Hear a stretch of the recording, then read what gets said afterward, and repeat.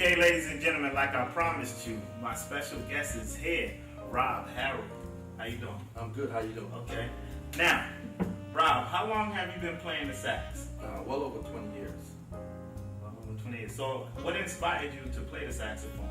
Well, as a youngster, I had a paper route, and one day I was just delivering my papers, and it was trash day, and I found an album.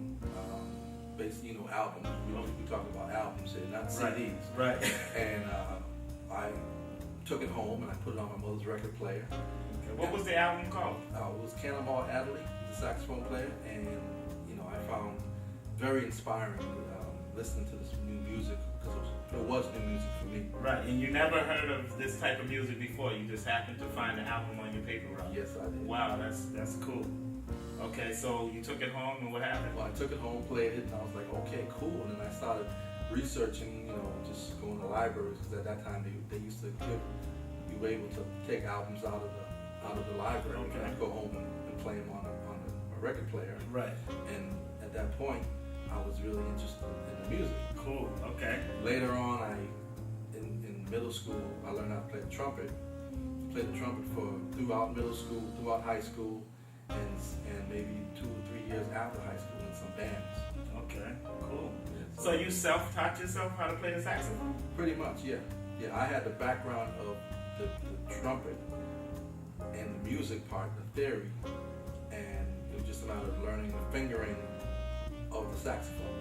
Okay, so how long did it take for you to actually learn the keys? Because I know there's an F key. I don't play the sax, but I heard there's an F key. A lot of keys. There's a whole lot of keys. And I bought a fingering chart. And basically, the chart showed you where each fingers go where it's supposed to go. Right. And what note does what. Okay. Now, what are some of the bands you played with? Well, I played with a band that I actually put together a few years ago called Relative Pitch. Okay. And it's comprised of a few of my good friends of mine, and we've done a few things. We've done stepping out. Okay. We've done some local stuff here and there. Also, we've done a lot of things in church. So okay. We do R&B, we do gospel, we do everything. Cool. So when you're playing the saxophone, is there some kind of warm up you have to do, or Well, as a trumpet player, the key is tone. Okay. So when I started learning to play the sax, with a few teachers I had, they told me your tone is what it's all about. Okay. Which is the same as a trumpet. So I do a lot of long tones, long scales, just in order to get my embouchure, which is your lip, right, and get that going. Cool. Now, when you're playing the saxophone, do you have to come from your stomach when you're pumping the air? Because I see the guys when they're pumping it, but are you getting the air from your stomach and pushing out? Air is coming from your lungs. Oh, okay. But the diaphragm does help you push the air out. Oh. So, it's a matter of having enough air in your lungs in order to produce that air. All right. So when you first started, you were right away able to make the noise? I made a noise. That's all I did was make a noise. I made a noise for a while.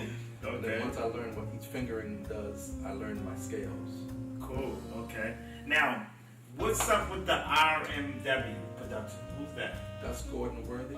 Okay. Gordon Worthy is RM Production, RWM Productions. Okay. And I met him through a good friend of mine by the name of Chris Waller.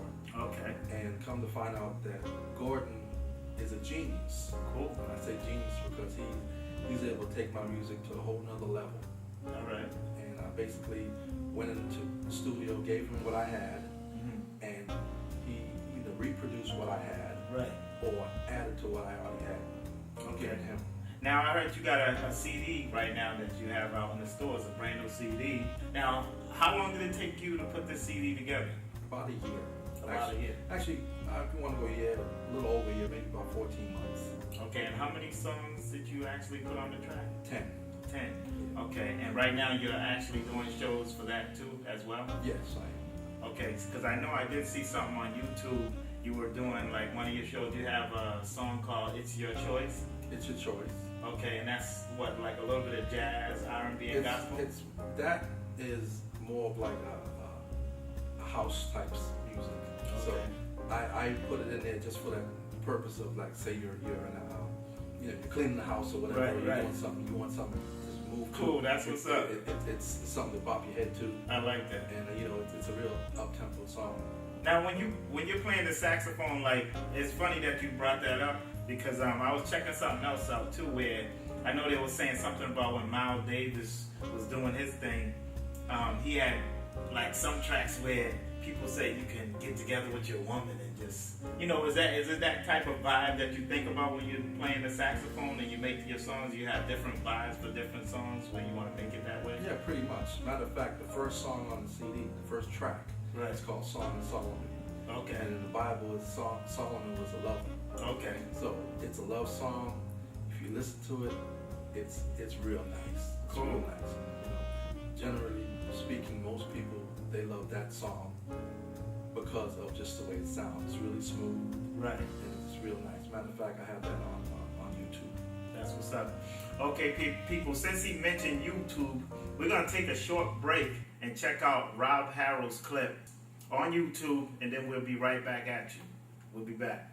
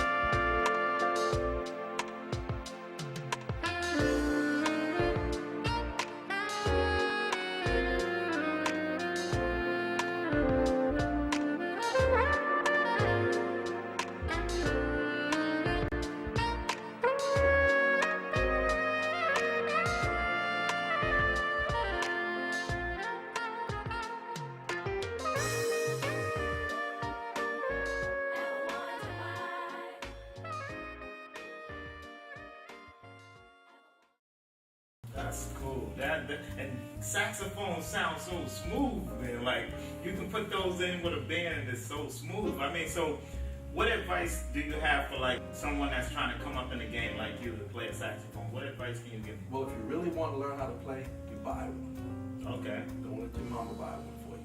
You Okay. buy one because you put the money out to get it. Okay. And once you put out the money to get it, you're gonna put out the effort to learn how to play it. Okay. It's not an easy instrument because it's your embouchure, it's your fingering, it's your tone. You have to know what each finger does. So it's not easy. But then again, no instrument is easy to play. There's always something that'll hold you back. But you just have to put the effort. Okay. Now, I mean, it looks like it has so many buttons and stuff. I mean, you have to take special care of that. I mean, is there like a tuning place you have to take this thing well, to? tuning is all in the mouthpiece right here. So if you're sharp or flat, you adjust it here. And basically, each finger does something. So you just need to basically know what each note does. Okay. Can you give us a little piece from one of your songs on your CD? Why don't you give us a little piece of, let me see, I'll say, Wishing on a Star. Just let's check that out.